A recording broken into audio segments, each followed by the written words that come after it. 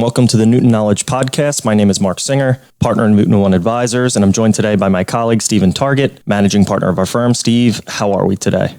Mark, I'm doing great. Thanks for asking.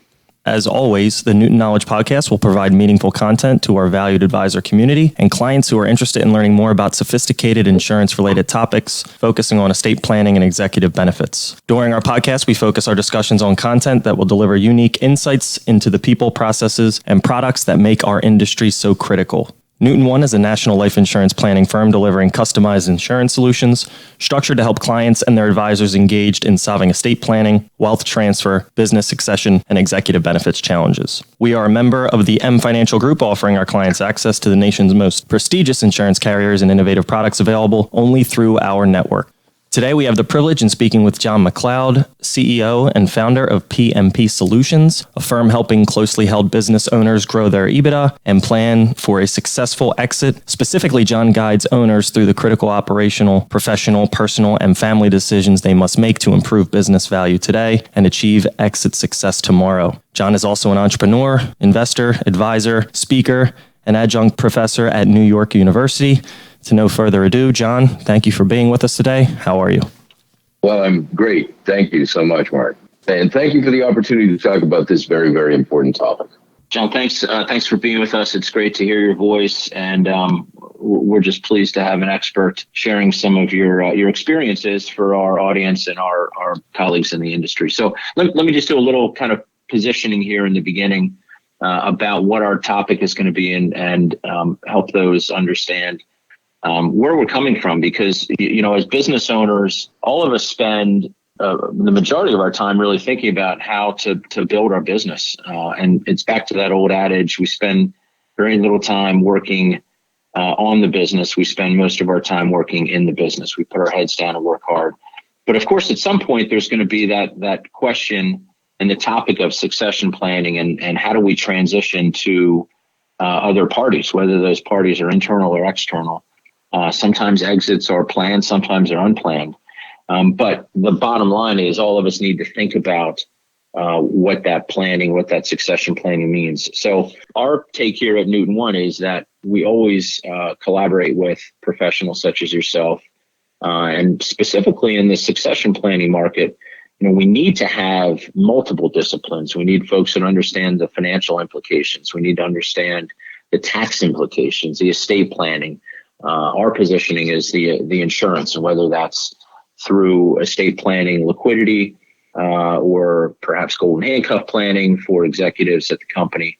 We just believe it's right to have those conversations early and frequently, and to bring all the right advisors to the table. So that's what you do, John. You're one of those advisors, and we're happy that you're with us today. So I'm going to just start off with a very high-level fundamental question. It really speaks to what I was just referring to. And the question is, why is business succession planning so critical? Thank you, Steve. Great question. And of course, I have a certain passion for it based upon the line of work that I've chosen. But I believe, first and foremost, that business owners, middle market business owners in particular, make the world a freer place by creating jobs, serving their customers well, innovating in markets, paying taxes, serving their communities, and of course, ultimately expanding the economy, our American economy. So it's important that these business owners understand that leaving anything to chance can undermine all the hard work and planning that supported the growth and the sustainability of their business. And my mission within that is helping these business owners plan for and execute a successful exit. And what's that look like? Achieving financial freedom, creating a sustainable legacy, and exiting on their own terms, which is very important to all of them. Now, there's several buckets that need to be considered in accomplishing this objective. First is the obvious, which is financial, making sure that we put ourselves, or they put themselves, in a position of having the right operating capital regularly. Taxes, minimizing taxes and transferring the assets, something I don't see them worrying about on the front end, and it can be a surprise on the back end, and that's never any fun. Legal, making sure that operating agreements are in place and written as we so intend, and obviously up to date. And then, of course, the operational issues is having the right business plan. And that's being driven by a competent team. And ultimately, something that's not really given enough credence, I think, is the whole emotional family side of what happens in the owner's life after sale. So giving that some consideration is a big element as far as achieving a long-term successful exit. And on the family side, other concerns include the spouse. Is she on board? The children? What's their expectation? How are the proceeds going to be distributed? Now we start to lean more towards the estate side of things. But again, all of these elements are critical, and they are essential in terms of adding to the reasons why we need to have a succession plan in place. John, you mentioned there, which I think is an extremely important comment, that the planning needs to begin early. So can you break down for us maybe what some of the key elements are to start developing a successful plan? And really, when should the plan begin? Because that can certainly impact the results. Yeah. I'll start with that first, Steve. As for when it should begin, the answer is now. I have a number of prospective businesses that I've been talking to for a while, and there's this tendency to think mañana it's all going to be okay down the road. And when I say, all right, well, when do you think you would like to exit your business? The answer is sometime in the next 5 years, probably closer to the 5-year horizon. If I meet them 3 years from then and I ask the same question, the answer is the same. Sometime in the next 5 years. So the answer is you've got to get on it and get on it now. It's critical to do so because waiting has no value whatsoever. So there are really 4 things that a business owner ought to get their head around in order to begin to do successful exit planning. First, determine what their exit magic number looks like. Now, little definition on that. What that means is how much do they think they're going to need to exit and continue to live without a paycheck and maintain the same lifestyle. That begins to inform how we exit in terms of what will make that most possible. Is that going to be transferring it or transitioning to family members or keeping them in the family, which most of them want to have a conversation about, or identifying the right set of outside buyers, the right type of outside buyer, Then ensuring business continuity, that's establishing and maintaining a committed, talented management team and taking a hard look at them and having the right conversations with them and putting the right things in place in order to make sure that they can be very useful in terms of how a business owner intends to exit, so it turns into a win-win. And then undertaking regular valuation exercises, monitoring the metrics of the business that impact the EBITDA, the growth, and ultimately the transferable value, and then ultimately creating a comprehensive business and exit plan that includes estate planning. Each of these steps are interdependent, and we can't do one without the other if we expect to exit successfully. Thanks, John. And I'm going to circle back to the first of those 4 elements that you mentioned, and let's spend a little time talking about identifying who that next generation of owners is, because as we know, each business is structured differently, but there could be family-owned businesses. In family-owned businesses, perhaps there's family members that work in the business and there's family members that don't work in the business. Could there be an opportunity for a transition to existing employees or executives? And then, of course, there's always that opportunity or potential to make the sale or the transition to an outside third party. So let's kind of walk through those. And from your experience, what should we know about the different potential, and perhaps I missed some, but the potential next generation of owners? Yeah, good question, Steve. Before a business owner can really act on this in an informed way, they really have to formulate a clear vision of what they think or want that business to look like going forward, and who's going to be in the best position to steer it, and how does that dovetail back to them achieving their successful exit. And it could very well be that, changing conditions in the market will require going forward different types of investment, whether it be in technology or even different types of talent. So if we start thinking about family or passing it within the family, the question becomes, is there a family member that's not only deserving, but more importantly, capable of taking the helm? Or would this business be better served and the asset better served if it were sold to an outside buyer? And that would require identifying what type of buyer and then obviously recruiting that buyer, which in these days has not been too much of a problem. There are really 4 kinds of transitions that take place. And I have little catchy terms for each of them. The first I call a passer, and that's a transfer to a family member. And That can be great for business continuity, but it also can raise some very complex issues, some of which we described before. And that's the fair treatment of family members, especially those who are not going to be involved in the business or taking any value out of that asset going forward.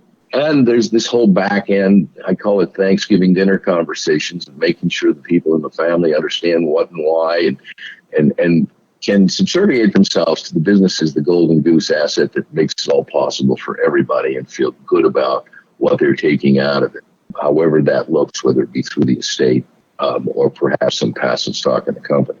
The second is what I call an INI, and that's to sell to employees. ESOPs are available for that. And then what is more often seen these days is some kind of a transition to some senior leaders or loyal employees who have been a very integral part of growing the business and have proven themselves or demonstrated, if you will, their ability to run it and sustain it going forward. The biggest problem there is access to capital. They tend to be wonderful people, but they have no money.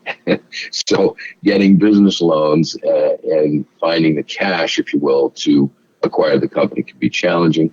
The third I call an outie, and that's selling to an outside party. And that could be a competitor. It could be, a financial entity such as a private equity firm. And both of those can be quite appealing and quite lucrative. But I find that business owners are very concerned about that because they're interested in their legacy and they're interested in the treatment of their employees going forward. They're not very happy at all if they think that a new acquirer from the outside is going to change everything, change the culture, and maybe fire everyone, to say it in a simple way.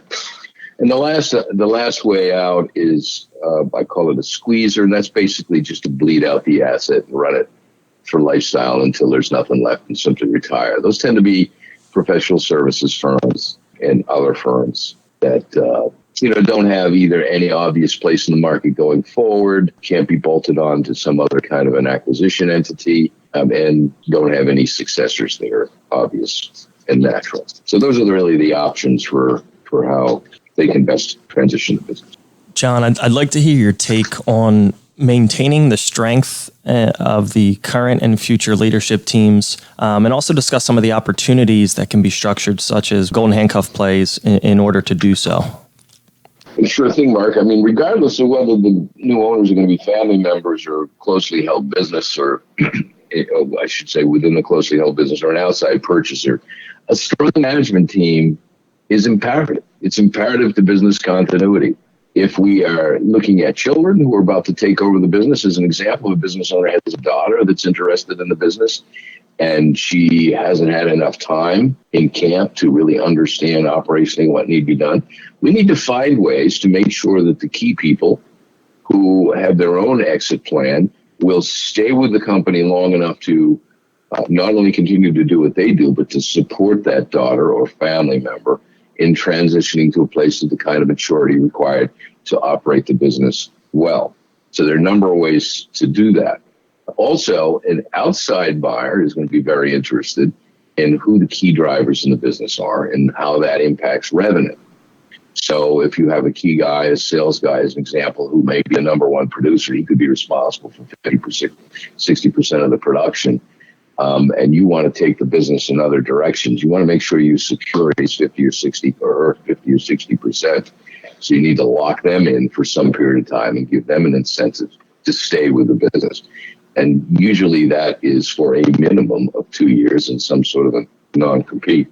Deferring back to the 4 elements of a successful exit plan, starting with the first one is that number that the business owner has in mind that would suffice without having a paycheck following the exit of the business, and really the importance of the business valuation. And as we know, in most cases, the sale, there's usually 3 numbers used for that valuation, one being what the seller thinks is fair, 2 being what the buyer thinks is fair, and then 3, what the actual final agreed number is. So how do you help your clients work through the valuation exercises? Good question and critical point, Mark. Thank you for that. There are really a couple of valuation approaches that can be utilized, and the most important element of all of them is establishing the right formula. So, as an example, a business owner may decide upon a certain multiple of revenue or profitability, and that then establishes the value of the business. Or they could create a dynamic valuation metric that could even be an agreed upon price that is visited or revisited on a regular basis. That would be more appropriate if we were selling as an INI to some people inside the company or even a family member. And then the last, of course, is an agreed to appraisal formula with the right appraisal purpose. And that would be an agreement generally between two partners if they're not in alignment in terms of what their exit timing might look like. So all of this is well codified in an operating agreement, and there's no right or wrong way to do it. So I tend to advise people to look around their industry and see how other assets are being sold and what formulas are being used. And industry trade associations obviously can be a good source of how to model that or put that together. But in any case, whatever the formula, the valuation of the business should be regularly reviewed, preferably on an annual basis. And no matter the option, the owner needs to ensure that there's proper funding available, and that's in place to achieve that purchase price. And it's critical here to make sure that that's required on that's reviewed on a regular basis and it's part of the firm's operating. And I'm going to circle back again to kind of the pre-planning aspect here, because we get very engaged with estate planning with our clients, and sometimes clients come to us after the sale of a business and they say, "Hey, I've got this estate tax issue, or it looks like I'm going to have an estate tax issue.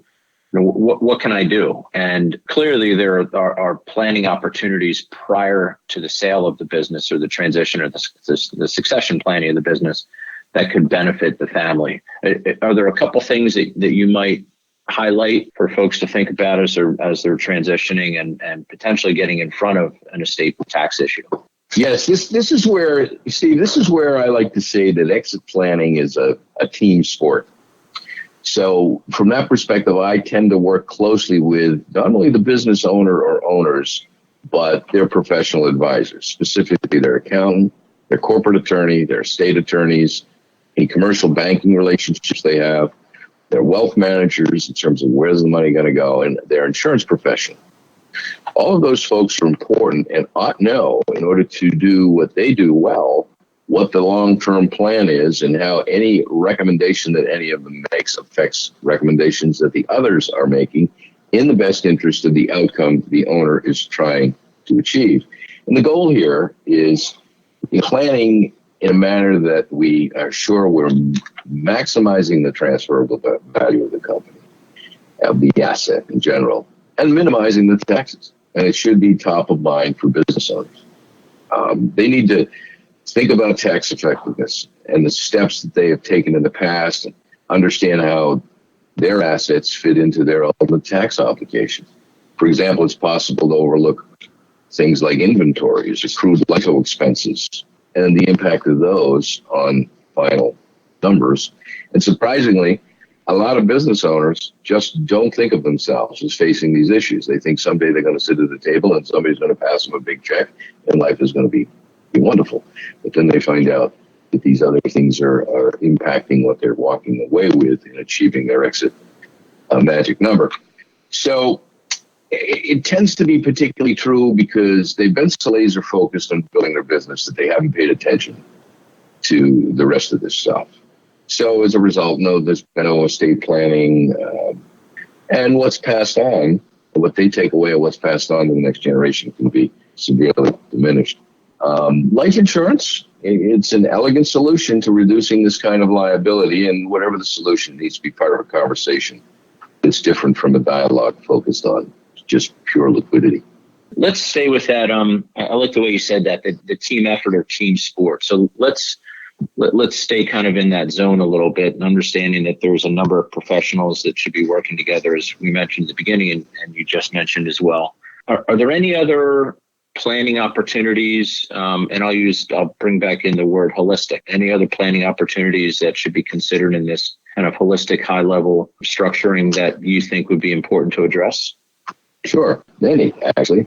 But once a business owner understands the need for a transition plan, integrating a holistic approach that includes the things we've discussed: executive retention, succession funding, estate planning tools, et cetera, is essential. And executive benefits help with the business continuity piece because they ensure that experienced management team remains in place, maintains that continuity, and will continue to drive revenue both leading up to and after exit, as we described. And of course, this requires good consideration around how we're going to make it interesting to those in place to stay with us through the transition. This is sort of the golden handcuffs concept, right? And life insurance is a flexible tool that enables new owners to pay existing owners and creates the cash needed to fund the ultimate state tax obligation that the owners and their family will face. Top employees should ideally have formal financial incentives to stay with the business for at least 2 years beyond their exit, and hopefully design non-solicitation, non-compete agreement.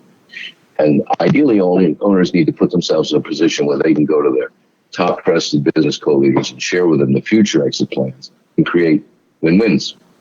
And golden handcuffs are win-wins. So the idea here is, as the business owner achieves his exit magic number and retires successfully, he need to make sure that those who got him there and those who saw it through for him are properly compensated and retained as well, or incented, if you will. So that smooth transition is very important, no matter what of the 4 types of buyers we have, or the 3 types. The squeezer doesn't matter, but the other 3 types that matters. It's going to be very important to an outside acquirer. It's going to be very important to family members who are transitioning to get the business into the future and take their ownership of it and put their handprint on it.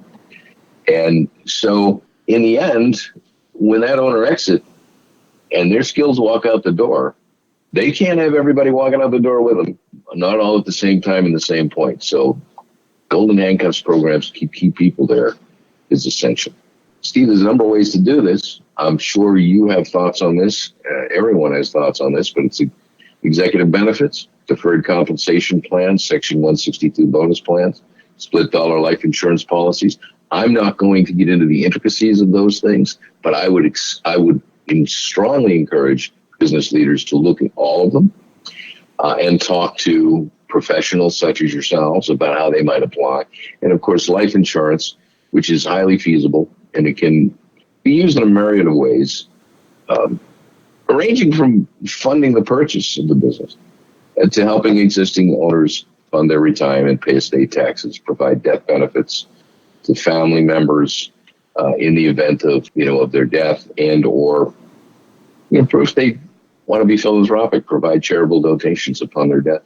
Thanks, John. That was a good way to kind of summarize some of the opportunities out there. Now, as we're winding up here, there's a lot we talked about today, but clearly there's a lot more that we really should be talking about. This is not a quick process. You mentioned 5 years. Maybe it's more.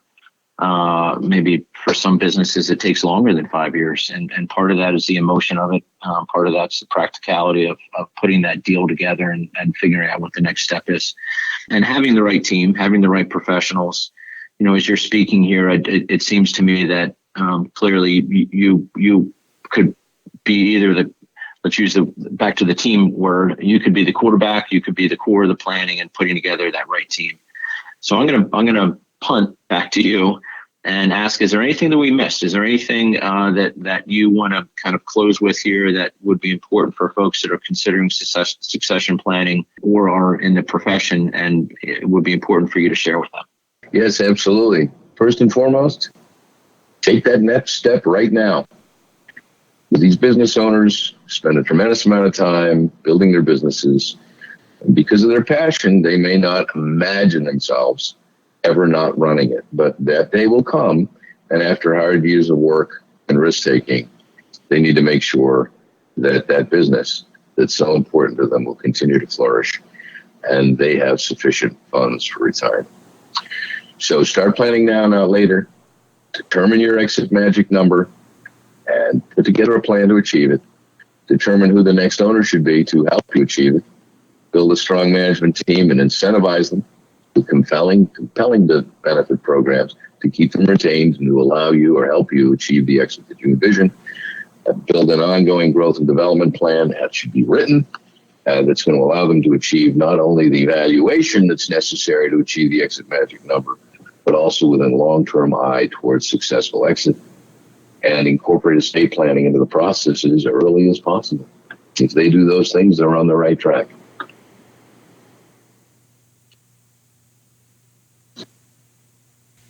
John, thank you for your time. Thank you for sharing such great information. This was a really good segment. I think it's very applicable, especially with the economy we're in right now. A lot of people are selling, so it's of the essence in regards to planning for successful exit strategies. So I really appreciate your time, as do our listeners. And thanks, John. Talk soon. You're very welcome. Thank you, gentlemen. Talk soon.